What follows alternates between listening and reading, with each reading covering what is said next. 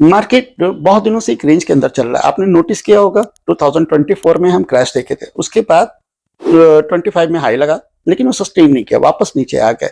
अगर मैं higher time frame की बात करूं तो भी हम रेंज के अंदर हैं, मैं वीकली टाइम फ्रेम की बात करूं तो भी हम रेंज में हैं, डेली मार्केट की बात करें तो भी हम रेंज में हैं, आवरली चार्ट की बात करें तो भी हम रेंज के अंदर हैं। मार्केट से ट्रेंड मिसिंग है। आखिर बाजार में ये हुआ क्यों? क्योंकि 2 साल से ऐसा तो होता नहीं कि 2 साल तक बाजार एक रेंज के अंदर फंस जाए, लेकिन हम 2 साल से फंसे हुए, 24, 25 और 26 ये चल रहा है। तो ये कब रेंज से बाहर निकलेगा, सबसे पहला सवाल ये है। और अगर इसका जवाब जानना है तो आपको ये जरूर समझना पड़ेगा कि हिस्ट्री में जब जब ये इवेंट हुआ है तो बाजार में हुआ क्या। एग्जाम्पल के तौर पे 2018 और 19 की बात कर लेते हैं। बाजार एक रेंज के अंदर था, ऊपर 12,000 के आसपास और नीचे 10,000, ठीक है, और इस रेंज के अंदर ये मूव किया। फिर क्या हुआ, 2020 में आ गया कोविड, बाजार वहां से क्रैश हो गया और उसके बाद पूरी की पूरी रिकवरी हो गई। तो मैं ये नहीं कहना चाहता, आप बिल्कुल गलत समझ रहे हैं कि बाजार क्रैश होने वाला, नहीं, मैं ये नहीं कह रहा। मैं कह रहा हूं कि बाजार को एक ट्रिगर चाहिए, वो कोई जैसा ट्रिगर हो, कोई अच्छी न्यूज हो, कुछ भी हो,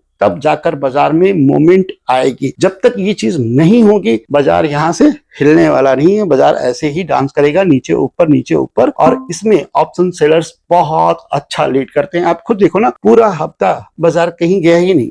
जिसने भी वीकली ऑप्शन सेल किया, मंथली ऑप्शन सेल किया, वो पैसा छाप रहा है और हम लोग क्या कर रहे हैं, इंट्राडे में रो रहे हैं, राइट ना। तो ये सिचुएशन कब निकलेगी?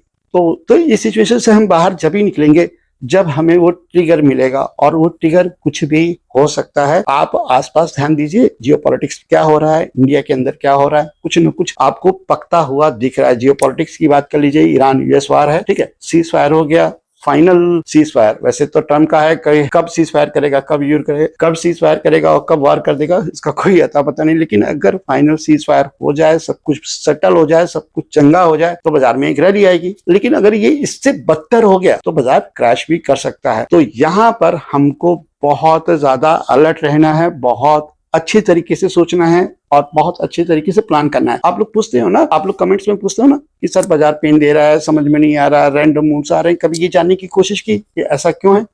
तो अगर आप ये जानने की कोशिश कर लेंगे ना तो आपका पेन कम हो जाएगा, आप उसी तरीके से ट्रेड प्लान करेंगे। दोस्तों, हमने एक कोर्स लॉन्च किया है जिसमें मैं आपको एडवांस प्राइस एक्शन के बारे में सिखा रहा हूँ। सपोर्ट एंड रेजिस्टेंस कैसे काम करते हैं, कौन सा सपोर्ट इंपॉर्टेंट है, कौन सा रेजिस्टेंस इंपॉर्टेंट है, कहाँ से लिक्विडिटी हंट होती है, लिक्विडिटी ग्रैब क्या होता है, यानी पूरा बताया हुआ है मैंने। स्मार्ट मनी कॉन्सेप्ट भी उसमें कवर किया है। तो अगर ज्वाइन करना चाहते हैं तो डिस्क्रिप्शन में लिंक मौजूद है, उसके थ्रू आप हमारे कोर्स को ज्वाइन कर सकते हैं। तो आज की वीडियो की स्टार्टिंग में मैं आपको ये सिचुएशन समझा देना चाहता हूं और चार्ट पर ले जाकर आपको हर एक टाइम फ्रेम में यहां पर एक्सप्लेन कर दूंगा। मंथली टाइम फ्रेम आपका 2024 एक रेंज, अब यहां से आप आइए, वीकली टाइम फ्रेम एक रेंज, डेली टाइम फ्रेम एक रेंज, आवरली टाइम फ्रेम एक रेंज। अब यहां पर आप 15 मिनट का चार्ट लगाइए और यहां पे भी आपको एक रेंज, यानी हर एक टाइम फ्रेम में हम फंसे हुए हैं। और यही ऐसी सिचुएशन है जो एक डर को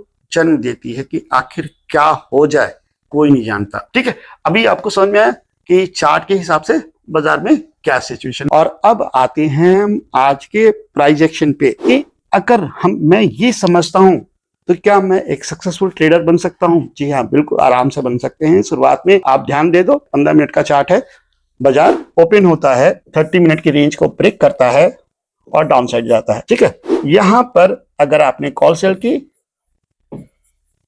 आपको पैसा मिला, आपने रेंज सेल की, आपको पैसा मिला। रेंज सेल का मतलब कि आपने ये भी बेच दिया, चलो नीचे चला गया तब भी कोई मतलब नहीं, लेकिन अगर आपने जोड़ा भी बेच दिया 150 का, 200 का, तो भी आपको पैसा मिला, यानी ऑप्शन सेलर। और ऑप्शन सेलर को कब पैसा मिलता है? जब बाजार एक रेंज के अंदर रहती है। डायरेक्शनल सेलर को कब जब पैसा मिलता है? जब बाजार थोड़ा डायरेक्शन जाती है। खैर, यहाँ पर आज एक्सपायरी की वजह से आपने यहां सेल किया तो पैसा मिल गया क्योंकि एटीएम हो गया जीरो, लेकिन अगर एक्सपायरी ना होती तो डायरेक्शनल सेल को भी पैसा नहीं मिलता है। और यही चीज सबसे ज्यादा इंपॉर्टेंट है। जब भी आप ऑप्शन ट्रेडिंग करो तो आप ये समझो कि मैं किस बाजार में ट्रेड कर रहा हूँ, मेरी पोजीशन साइज क्या रहेगी, क्या मुझे हेजेस बनाने चाहिए, अगर मुझे हेजेस बनाने हैं तो कहाँ पे बनाने हैं।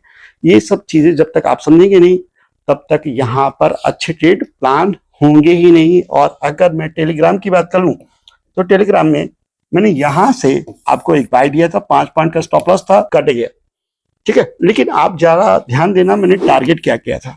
जैसे कल हमने टारगेट किया था वही उसी तरीके का मूव हम यहाँ पे टारगेट कर सकते हैं। ऑप्शन बाई यहाँ प्रॉफिटेबल है, लेकिन कौन सी जगह पे?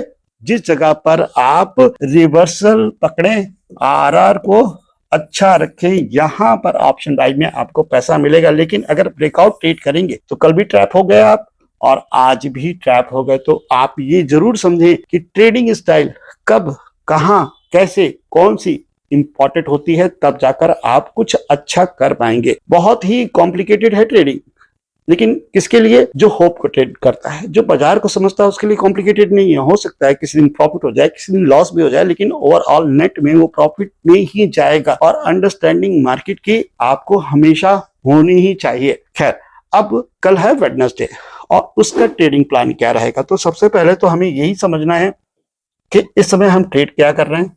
तो इस गैप डाउन की बात कर लेते हैं। HDFC,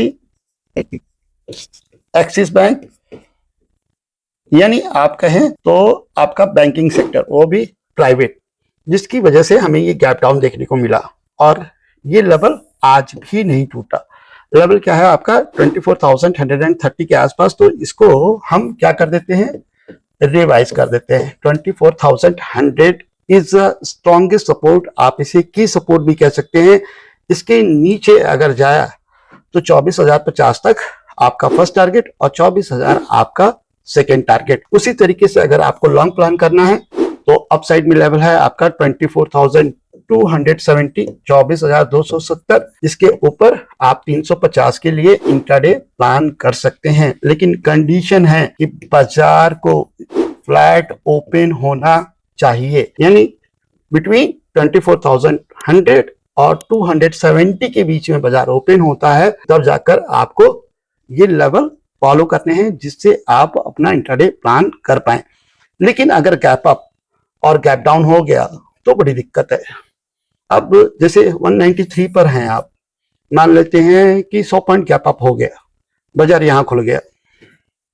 बाजार यहां खुलने के बाद थोड़ा समय बिताता है और डाउन साइड ब्रेक कर देता है, तो ये बहुत अच्छा ट्रेड है, ठीक है। लेकिन अगर अप साइड ब्रेक करेगा ना तो ये बहुत डिफेंसिव है। देखिए दोनों कंडीशन है, गैप अप के बाद अगर ऊपर जाए तो भी लॉन्ग करना है आपको, और गैप अप के बाद नीचे ब्रेक किया तो भी आपको शॉर्ट करना है। लेकिन this is the defensive trade, यहां पर आपको सतर्क रहना है। और डाउन साइड में आप रेजिस्टेंस सेल कर रहे हैं तो ये आपका सबसे बेस्ट ट्रेड है। लेकिन कंडीशन अप्लाई है, बाजार गैप अप खुलना चाहिए, वो भी अबव देन 100 पॉइंट्स, एक रेंज बननी चाहिए और रेंज का लो टूटे तब आप इंट्राडे में शॉर्ट कर सकते हैं। उसी तरीके से अगर बाजार सपोर्ट के आसपास खुल जाए, कहां?